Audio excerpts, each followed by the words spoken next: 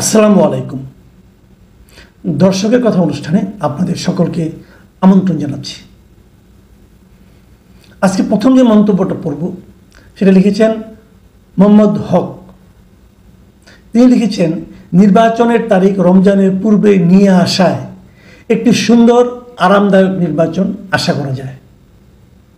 প্রিয় দর্শক, আপনারা বুঝতেই পারছেন আজকে আমি যে কমেন্টগুলো পড়ছি এবং আমার মতামত জানাচ্ছি সেগুলো মূলত গত রাতে তারেক রহমান এবং ডক্টর ইউনূসের বৈঠককে কেন্দ্র করে আমি যে কন্টেন্টটা করেছিলাম সেই কন্টেন্টে যে কমেন্টগুলো ছিল সেখান থেকে আমি আলোচনা করছি। এবং মিস্টার হক মনে করেন রমজানের আগে নির্বাচনের তারিখটা নিয়ে আসার কারণে একটা সুন্দর এবং আরামদায়ক নির্বাচন হতে পারে। দ্বিতীয় কমেন্টটা লিখেছেন উচিত কথা। তিনি লিখেছেন, জনাব মাসুদ কামাল স্যার, ডক্টর ইউনূস ও তারেক রহমান জনগণকে বোকা বানাচ্ছে। সবই পাতানো খেলা। আসন ভাগাভাগি আগে হয়েছে, এখন একটি পাতানো নির্বাচন হলেই হলো। আমরা সাধারণ মানুষ, আমাদের ভাগ্যের উন্নয়ন আর হবে না, সামনে আরও লুটেপুটে খাবে। এখন বাংলাদেশের পরিস্থিতি কি দেখুন। আমার কাছে এই মন্তব্যটা একটু যেন মনে হচ্ছে যে হতাশা মিশ্রিত হতে পারে। আমি আপনার চিন্তাকে একদম উড়িয়ে দিচ্ছি না, তবে আমি কিন্তু এতটা হতাশ নই। এটা লিখেছেন আবদুল্লাহ ইমরান। তিনি লিখেছেন, আজকে বিএনপি ছিল ঈদের চাইতেও বেশি খুশি। দেশের সার্বভৌমত্ব বিক্রি করার অন্যতম লোক এই মিটিংয়ের সামনের সারিতে। বিএনপি যদি ইউনূস গঙের ফাঁদে পড়ে যায় দেশের তো ক্ষতি হবেই, সবচাইতে বেশি ক্ষতি হবে বিএনপির। এরপর লিখেছেন মিস্টার আদিল। তিনি লিখেছেন, এগুলো হচ্ছে নাটক।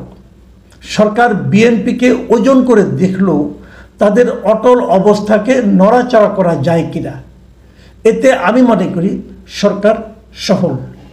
হ্যাঁ, আপনার এই বক্তব্যটা কিন্তু একদম উড়িয়ে দেওয়ার মতো না, কারণ আপনি এমনিতেও একটা অনেক সময় কিন্তু একটা ধারণা ছিল যে বিএনপি যখন কোনো কিছু বলে, বিশেষ করে খালেদা জিয়া যখন দায়িত্বে ছিলেন তখন আমরা দেখেছিলাম যে ওনাকে বলা হতো আপসহীন নেত্রী। সাধারণত উনি যেটা বলতেন সেখান থেকে নড়তেন না, এই জন্যই ওনার এই নামটা হয়েছিল। কিন্তু এবার আপনার যে বক্তব্যটা আপনি দিলেন, এই যে এটা ওই আপসহীন চরিত্রটাকে তারা ধরে রাখতে পারেনি। তবে আমি মনে করি যদি লজিক্যাল কিছু আসে সেখানে আমি নড়চড় একদমই হব না, এই ধরনের হলে তোর আলোচনা হয় না, তাই না? ভালো কিছু হলে আমাদের কোনো আপত্তি নেই। মোহাম্মদ হিমেল লিখেছেন, আমরা যারা সাধারণ জনগণ বা বিএনপি করি আমরা সন্তুষ্ট। আপনি আফসোস লীগের হয়ে আফসোস হয়ে থাকেন আর আওয়ামী লীগ করেন। ঠিক আছে, আপনি যারা সন্তুষ্ট যারা আছেন এরকম লোকের সংখ্যা অনেক, বিএনপিরও অনেকেই সন্তুষ্ট। আমি যে খুব একটা অসন্তুষ্ট তাও কিন্তু না, বাট আমি যে কাজটা করি আপনি একটু খেয়াল করে দেখবেন, আমি কিন্তু ভাই বিএনপি করি না, আমি ভাই আওয়ামী লীগও করি না, আফসোস লীগও করি না, আমি কোনো রাজনীতিই করি না। আমি একজন সাংবাদিক হিসাবে অথবা একজন সাধারণ মানুষ হিসাবে যে ঘটনাটা ঘটে সেই ঘটনাটাকে আমার মতো করে, আমার বিশ্বাস থেকে, আমার শিক্ষা, আমার রুচি এটা দিয়ে বিশ্লেষণ করার চেষ্টা করি। আমার বিশ্লেষণটা আপনার ভালো নাও লাগতে পারে, বিএনপির অনেকের কাছে ভালো নাও লাগতে পারে, কিন্তু তারপরে আমি করি এই আশায় যে ধরেন অঘটনটা ঘটেনি, ধরেন বিপদটা ঘটেনি, তারপরেও যদি বিপদের আশঙ্কা নিয়ে আলোচনা করা হয় তাহলে কিন্তু বিপদের ব্যাপারে সতর্ক থাকা যায়। আমি কিন্তু আলোচনাগুলি করি এই কারণে, কোনো একটা দলকে সাহায্য করার জন্য অথবা কোনো একটা দলকে বিপদে ফেলানোর জন্য অথবা সরকারকে বিপদে ফেলানোর জন্য অথবা কারো কুৎসা করার জন্য আমি আমার শ্রম বিনিয়োগ করি না। আমি বেসিক্যালি যা ঘটছে সেটা একটা বিশ্লেষণ করি এই কারণে, সবাই যদি একটা ঘটনার ভালো মন্দ অপকারিতা সম্পর্কে সচেতন থাকেন তাহলে হয়তো ভুলটা কম হয়, এই জন্যই, আর কিছু না ভাই। আর আপনি আমাকে আফসোস লীগ অথবা আওয়ামী লীগ মনে করলে হয়তো আপনি ভুল ধারণা করবেন। এরপরে যখন আপনি আমার কথা কোনো কিছু বলবো আমি, তখন আপনি কিন্তু ওইটার সঙ্গে মিলিয়ে করবেন। আমার অনেক ভিডিও আছে এবং আমার বেশিরভাগ ভিডিওই কিন্তু আওয়ামী লীগের সমালোচনা করে, আওয়ামী লীগ যখন শাসন করতো তারা কী কী দুর্নীতি করে সেগুলির ব্যাপারে, এবং শেখ হাসিনার সমালোচনা করে আমার অনেক ভিডিও কিন্তু আছে। কাজেই এত সরলীকৃত সিদ্ধান্ত আমার সম্পর্কে না নিলে আমার প্রতি মনে হয় সুবিচার করা হবে। যাই হোক, শাহেদ মিডিয়া লিখেছেন, কামাল ভাই আপনার কথায় বোঝা যাচ্ছে যে খুব শীঘ্রই আওয়ামী লীগ ফিরবে এবং ইউনূস বিএনপি দুজনেই বিপদে পড়বে। ঠিক আছে, এটা আপনার মন্তব্য, আমার কোনো বক্তব্য নাই, কিন্তু আমি খালি এটুকু জানতে চাচ্ছি আমার কোন কথায় আপনার এরকম মনে হলো এটা বলেন। খুব শীঘ্রই আওয়ামী লীগ ফিরবে এটা আমি বিশ্বাস করি না ভাই, এটা আমি একদমই বিশ্বাস করি না। কাজে আমার কোন কথায় আপনার মনে হলো এটা যদি আমাকে একটু বলতেন আমার জন্য সুবিধা হতো। এটা লিখেছেন মাহি আলম জুয়েল, তিনি লিখেছেন আপনাকে রেসপেক্ট করেই বলছি, এত নেগেটিভিটি আপনার আলোচনায় আমরা পরিবর্তন হইতে পারবো না। আমি বুঝতে পারছি না আমার কথায় কি খুব বেশি নেগেটিভিটি থাকে। আমি কিন্তু আশার কথা বলি, সম্ভাবনার কথা বলি, পাশাপাশি সতর্ক করে দেওয়ার চেষ্টা করি। কারো ব্যাপারে সমালোচনা করলে সেটাকে নেগেটিভিটি বলে ভাবা মনে হয় ঠিক না। অনেক সময় সমালোচনা কিন্তু মানুষের মধ্যে ইতিবাচক সতর্কতা অথবা ইতিবাচক পরিবর্তনও এনে দেয়। আমার লক্ষ্য কিন্তু এটাই। যেমন বিএনপি এবং ইউনূস সাহেবের এই বৈঠকে আমি কিন্তু নেগেটিভভাবে দেখিনি, শুরুতেই বলেছি এই বৈঠকটাকে আমি ইতিবাচকভাবে দেখি, কিন্তু আমি কিছু কিছু জিনিস ব্যাখ্যা করেছি। সেই ব্যাখ্যাগুলিকে আপনার নেগেটিভ কেন মনে হলো আমি বুঝতে পারলাম না। এরপর কমেন্টটি করেছেন মিজান হক,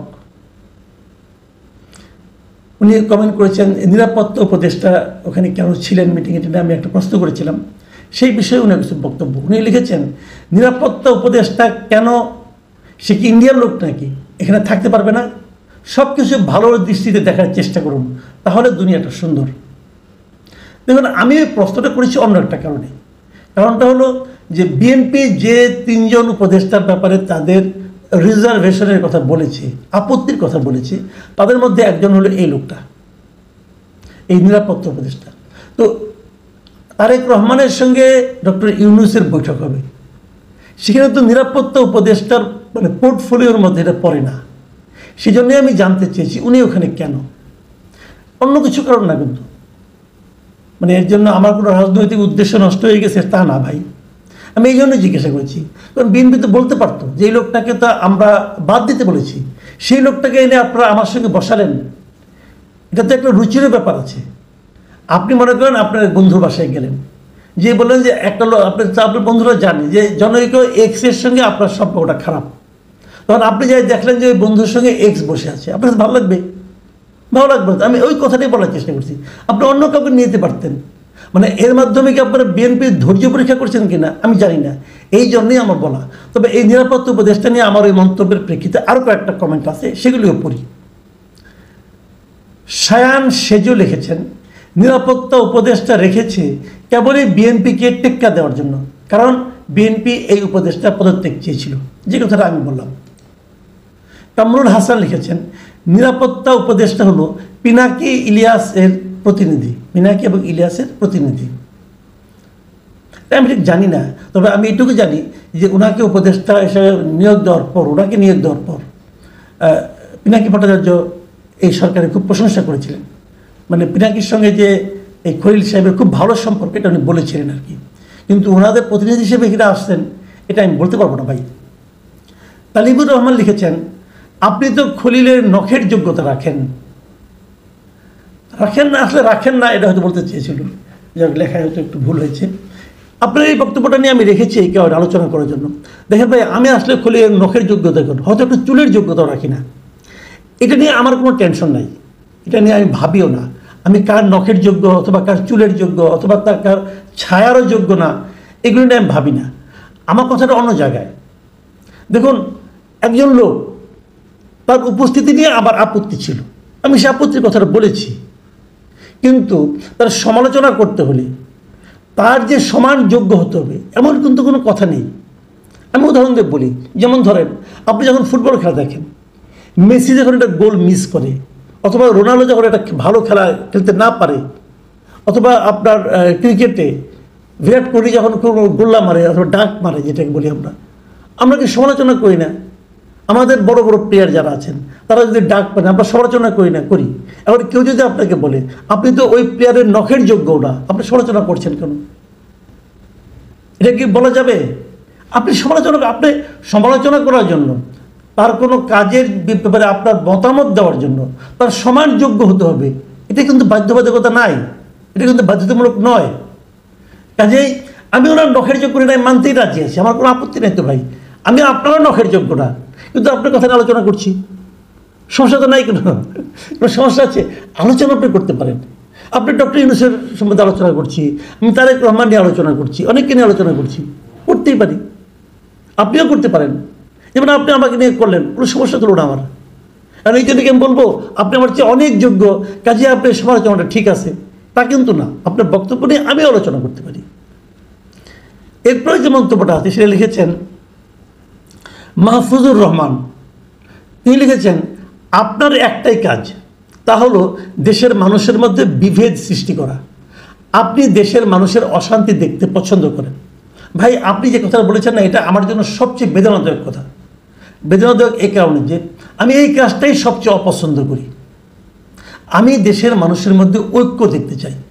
আপনি আমার যদি আজকের থেকে 3, 4, 5 বছর আগের ভিডিও দেখেন, সেখানে দেখবেন আমি একই কথা বলেছি। আমি চাই দেশটাকে যেন বিভক্ত করা না হয়, যেটা নাকি শেখ হাসিনা করতেন। উনি বিএনপিকে বাতিল করে দিতেন, জামাতকে যুদ্ধ অপরাধী বলে বাতিল করে দিতেন, তারা থাকতে পারবে না, রাজনীতি করতে পারবে না, এগুলি বলে উনি একা দেশ চালাবেন। ওটা ছিল দেশকে বিভক্ত করার একটা প্রক্রিয়া। আমি সেটাই এখনও বলি যে আপনারা দেশটাকে বিভক্ত করে দিন না, কোটি কোটি মানুষকে বাতিল করে দিন না, সবাইকে নিয়ে দেশটাকে অগ্রসর হতে হবে। আপনি কেন আমার প্রতি এই নিষ্ঠুর আচরণ মন্তব্যটা করলেন আমি ঠিক বুঝতে পারলাম না। ভাই, এই কাজ আমি করি না। আমি সমালোচনা করি অনেক সময়, বিভিন্ন ঘটনার প্রেক্ষিতে আলোচনাটা করি। এই জন্য যেহেতু আমার প্রশংসামূলক ভিডিও কম, কাজে হয়তো আপনার মনে হতে পারে আমি বিভক্তি করতে চাই, বিভেদ করাতে চাই। না ভাই, এটা আমি চাই না, ঘৃণা করে কখনো চিন্তাও করি নাই। বিকাশ গোস্বামী তিনি লিখেছেন, মাসুদ কামাল ভাই, আমার কৌতূহল, আপনার রাজনীতি করার অফার আসলে আপনি কি রাজনীতিতে আসবেন? না ভাই, আমি আসব না। আমি কোনো রাজনৈতিক দলেই এখনও নাই, আগামীতেও থাকবো না। এটা হলো একদম নিরেট সত্য কথা। কেবল রাজনৈতিক দল না, আমি কোনো সরকারের বর্তমান কিংবা আগামীর কোনো সরকারি দায়িত্ব পালন করতে চাই না। ওটা আমার কাজ না, ওগুলো আমি বুঝি না। রাজনীতিও আমার জগৎ নয়। আমি সাংবাদিকতা করি, বিভিন্ন ঘটনার বিশ্লেষণ করি এখন, এবং আমি এটাই করব যতদিন বেঁচে থাকব। আমি আমার কথাটা বলতে চাই, আমি আমার অপিনিয়নটা আপনাদের সঙ্গে শেয়ার করতে চাই। প্রিয় দর্শক, এই পর্যন্তই আমি যে মতামতগুলো এবার নিয়েছিলাম সেগুলো আপনাদের পড়ে শোনালাম, আমার বক্তব্য বললাম। কেমন লাগলো আপনারা এখানেও মতামত দিতে পারেন, আমরা চেষ্টা করবো। আমাকে অনেকেই বলেছেন যে আমরা যারা মতামত লিখি, কমেন্ট লিখি, এগুলো কেউ পড়ে না, এগুলো অবহেলিত থাকে। ঘটনা তা নয়। আমি কিন্তু ভাই আমি পড়ি অনেক মতামতের আমি নিজে ওখানে জবাব দিই। আপনারা যারা মতামত লিখেন তারা 2 দিন 3 দিন পরে একবার চেক করে দেখেন যে আপনার মতামতের কোনো জবাব আপনার ওখানে আছে কিনা। আমি প্রায় দিই। আর যেগুলো আমার কাছে একটু মনে হয় নতুন ধরনের আলোচনা করা যায়, সেগুলোই এখানে এই দর্শকের কথায় আমরা আলোচনা করি। ভালো থাকবেন আপনারা নিয়মিত কমেন্ট লিখুন, আমার সমালোচনা করুন, কোনো সমস্যা নাই, আমরা সেগুলো আলোচনা করার চেষ্টা করব। ভালো থাকবেন আপনারা। এখন এ পর্যন্তই। আল্লাহ হাফিজ।